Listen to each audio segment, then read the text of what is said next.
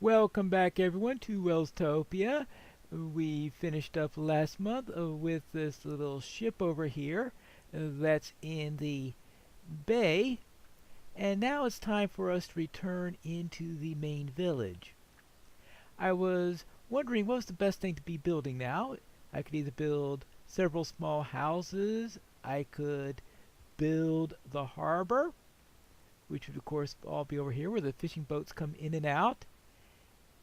And as I was thinking about this, I went over to the post office to see what was in there, and someone seemed to have given me a little gift of this. A bunch of gravel and sand. And when I see a bunch of gravel and sand, of course, the first thing that pops into my mind is concrete. And I was wondering, was there anything I could build that I could make out of concrete to utilize this little gift here? The question is, then, what are the advantages of concrete? The most apparent one that I can think of is, of course, that you can make it in various different colors. So I'd want to make a build out of it that is in some ways colorful and something that you can't get out of the natural materials I'm usually using. I'm usually using grays and browns, of course, because those are the ones that we have with the stone and the wood that I've been using.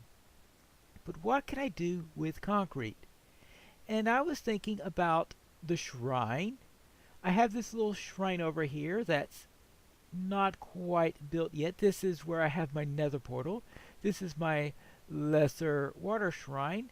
And I also have the greater water shrine, which I had always been considering to make, but I never got around to making because what was I going to be doing with it? And in this case, I decided perhaps the major water shrine is what I should do next, and I could really use the concrete in doing that. Now, this, of course, is going to be out into the open water. This is where they make their gifts to the spirits of the water and all that stuff in order to have a bountiful fishing experience. And that way I could make this out of blue and out of green and be able to do this without having to go over and using prismarine and other blocks such as that. The question is, where's the best place to put it? I have two candidates right now. One of them is right in this little area right here. Now that might be deep, so perhaps maybe just offshore at the end of this path over here. The other possibility is to place it right up here. Now the carpenter's house, which is right here, we'll have the carpenter's dock right over here. We'll probably have our active dock right over there. And I think that this area is probably a little bit too shallow to be a good place to have fishing boats coming in and out.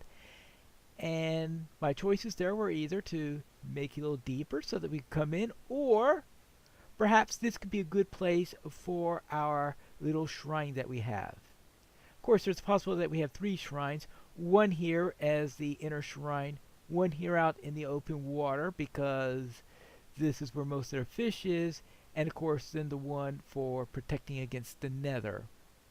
Let's first scout out this location. Actually, since I'm closer to the end over here, maybe this would be a better place to check out first. I think this is where I was thinking of, this little bit right here. Now we have quite a bit of seaweed. Maybe we could use the seaweed as part of what we need for the build. Now, the biggest problem, of course, with this area is that it is deep. And you'll probably be wanting something that's an underground area or something like, an underwater shrine then. So perhaps maybe I could have this as an underwater shrine. Or actually, maybe this area right here. This isn't too deep. Once you go down on the shelf down there, it gets ridiculous. But I think this shelf right here might be a reasonable place in which to do it. We have 1, 2, 3, 4, 5. 1, 2, 3, 4, 5, 6, 7. We have 8 blocks underneath the water. So I don't want something that's going to be too tall if I do that. Now, disadvantage of doing that is that it'll give me 2 consecutive builds that are a bit in the water. Now let's head over to the second candidate over there. I want to look at the nether area last of the 3. Now here's the second area. We have the shallow sides and the like. It can be a little bit deep here and there. Good. And I think the outlet over here gets a bit shallow, right? This is, well, here's where you have the carpenter. Things are a little bit shallow here, but we can have a few. Well, boats can come in and out here, because I was wondering whether this was an interior harbor or whether it'd be a good place for a shrine. I think I have to think on this one, because either one of them could be a potentially good use for the area. And maybe once I see what the harbor space is like, because I think originally I was thinking of the outer harbor there where the boats usually are. There's the carpenter's place, and I think I was thinking this as a area you could come during storms. Now, is that something to conflict with what we do for a shrine? That means then the shrine can't be too tall up if I do something like that. So that's our second candidate.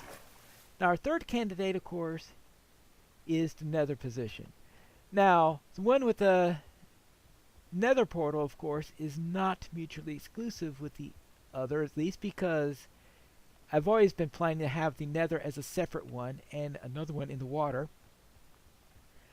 So I'm very definitely going to be doing one for the nether. So I'm therefore thinking of doing the one for the nether first. Have that one all nice and brought out. Let's see what we got here. Yes. Make this one first. Have our little shrine here. And this is, of course, to the protection of the village from the invaders from the nether. And we have the water spirits here, whose job it is to keep them out.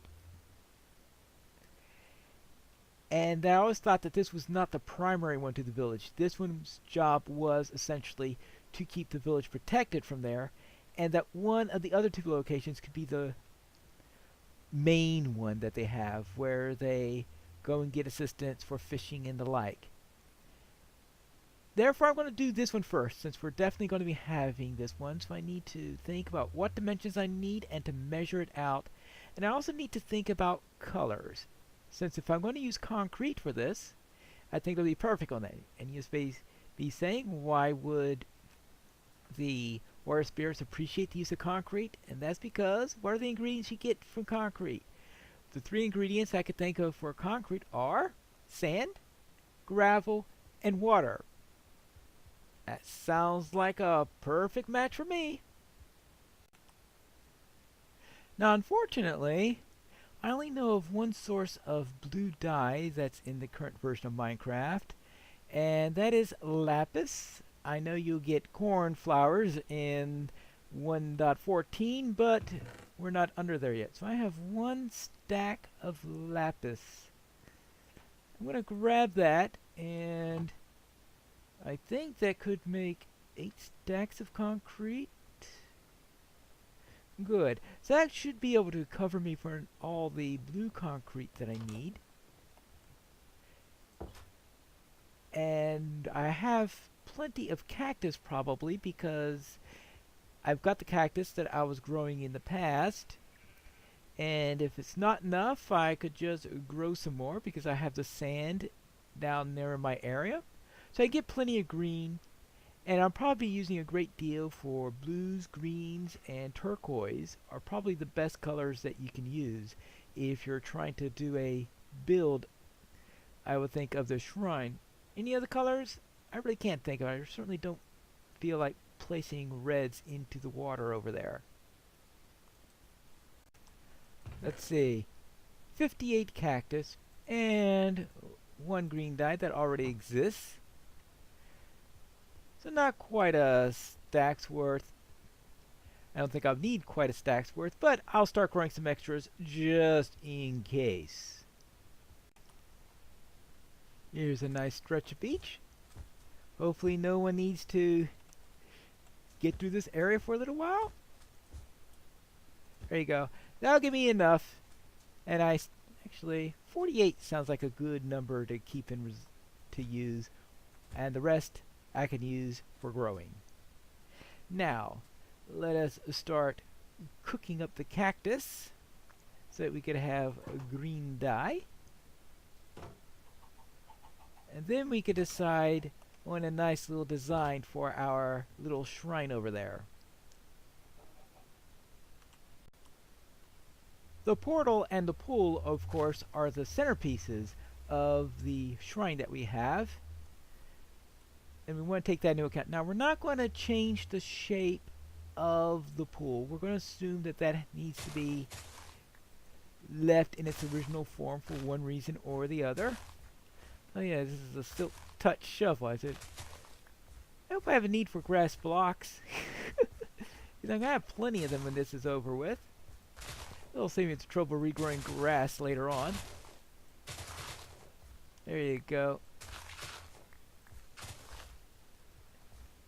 And what I want to do is I want to get this to be...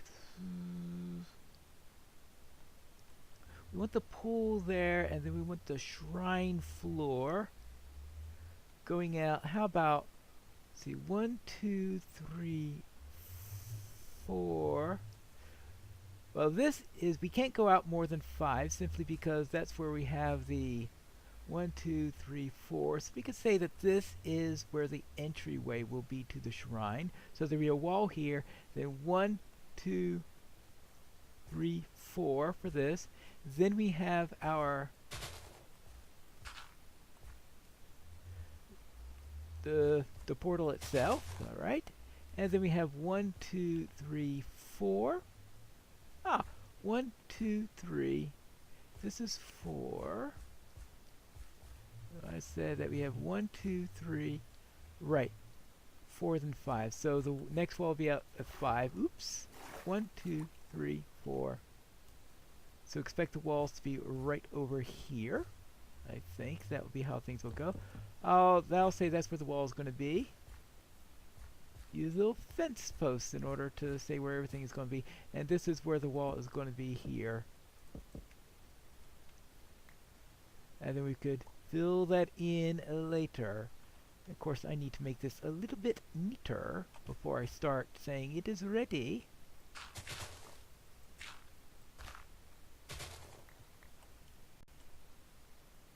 One of the challenges that I'm going to have is that if we go 5 that way, and maybe 5 out on the other sides, we're going to have odd number that direction, no, even number that direction, odd number that direction, because I made a too wide portal. But if we want to have something symmetrical on this side, it'll have to be an odd number. So perhaps I'll have the area highlighted through some other means so that it doesn't require it to be that way. How about a semicircle this way and then coming out this way? Yeah, that's what I think I could try, is a little bit of a semicircle. Now the semicircle is going to be, well, maybe not semicircle, because that is going to be, of course, be killed by the fact that we are even there. Always these little things that come up where a decision you made early affects things later on. Now, one of the possibility, of course, is to widen the portal. But let's see what's on the other side. Oh, this is 3 wide. Well, that makes the decision very easy. I'll just make it 3 wide on the other side. We are almost at the edge of where the water ends there. Thus, I will... I forgot the sound that makes. It sounds like breaking glass. It's, oh, what did I do? What did I do? There, I didn't have any glass on me. There you go. Now we can widen this.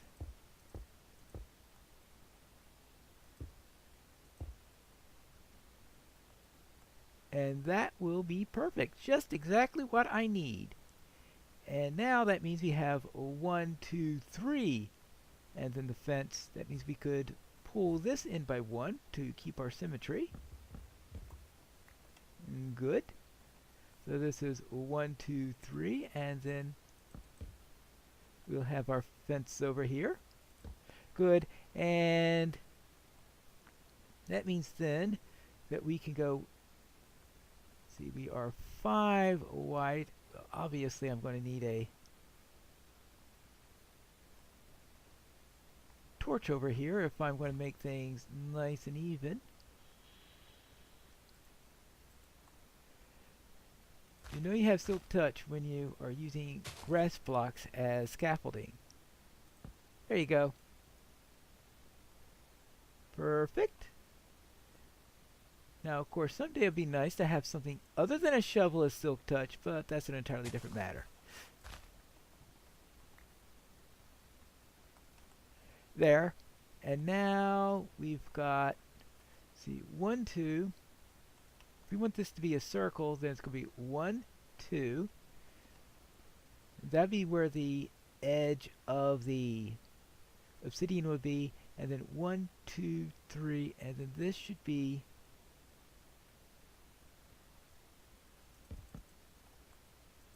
where we have things out here. Good, just on the edge over there. And then 1, 2, 1, 2, 3, and then I think this will give me exactly what I'm looking for our boundaries that we are going to do when we build our circle. So it looks like our shrine is going to turn into a little bit of a circle. Hey, nice to try one of those every once in a while.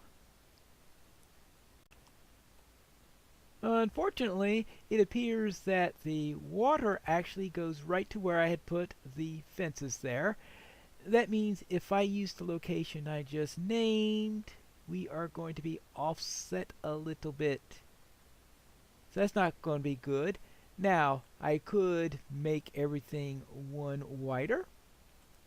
That, of course, will mean that the path will have to end a little bit earlier. No, there's always a possibility of just moving the path so that it comes to the center of the shrine anyway. So perhaps that's not going to be all that bad. And this will come out 1 more. There's no problem there. I see no problem there. I was almost planning on putting it out to here anyway, so that's not an issue. And then this could come out here, and I think that will work. So I'll just make the circle 1 wider than I was planning before. There we have our circle, and overall it seems to be fine. Going over here, around here, going all through here. Now we have 2 points of contention, and that is here and here. These 2 points, that one there, which are over water. So why is that? Because this is shorter there than on that side, because we've got 1, 2, 3, 4, 1, 2, 3, 4, 5, 6 that way, and 1, 2, only 3 this way. If I push everything 1 over, will it work? I think it will. That's what I'll do, is I'll just take the whole nether portal down and just push everything 1 that way. I determined that it was impossible to get the entire pool within the circle size I had, so I widened it by 1 more, and now everything fits. So here's my circle for the shrine. And in case you're wondering, why am I going through all this trouble? Why not just fill in some of the water? And that is because the limitation I decided to have for this would be to go with whatever shape the water is. That the creating the shrine is fine, and that's consistent with what the spirits did. But of course, the water spirits don't want them reducing the size of their pool in any way whatsoever. And of course, we need to avoid getting cattle within there. Would you like to move, please? I think you want to move. If you don't move, that happens. Now, let's get to the foundation. For this, we are going to be covering, replacing all the grass within the perimeter of the circle with polished diorite. Now that's going to be the question, because you'll really be filling with their pool if you replace any diorite that's under there. So I'm going to have to assume that we have to leave this to be the stone and the dirt that we have there, but that anything on the outside can be replaced. And I'll go from the water's edge all the way up to the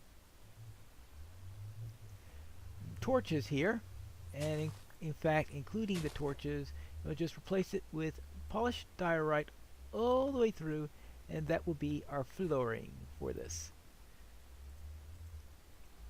No, we want the polished version first. Yeah. And we'll do that all the way around.